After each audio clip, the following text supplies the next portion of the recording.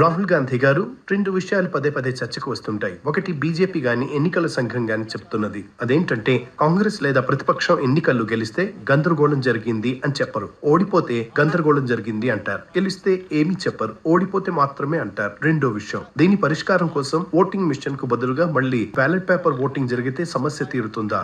మీరు ఇక్కడ ఒక విషయం స్పష్టంగా అర్థం చేసుకోవాలి. ఎన్నికల సంఘం కాంప్రమైజ్ అయి ఉన్నంత కాలం, ఓటర్ల జాబితా కాంప్రమైజ్ అయి ఉన్నంత కాలం ఈవీఎం వాడినా, చేతితో లెక్కించే బ్యాలెట్ ఉన్నా ఎలాంటి మార్పు ఉండదు.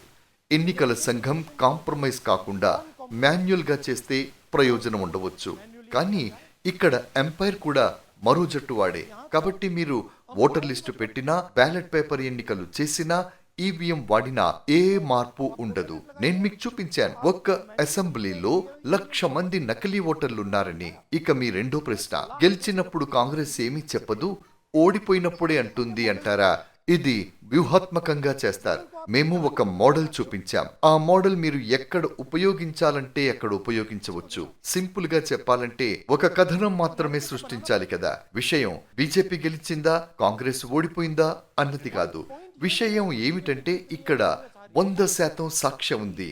భారతదేశంలో ఎన్నికలు దోపిడీ అయ్యాయని. 99% కాదు, 100%. ఎవరు గెలుస్తున్నారు, ఎవరు ఓడిపోతున్నారు అన్నది వేరే విషయం. మేము చెప్పేదేమిటంటే భారతదేశంలో ఎన్నికల వ్యవస్థ, దాని యొక్క సమగ్రత పూర్తిగా పోయింది. ఇదే మాధవపూర్ లో జరిగింది. ఇది ప్రజాస్వామ్య స్ఫూర్తికి విఘాతం. ఇది కొంతమంది చేస్తున్నటువంటి పని.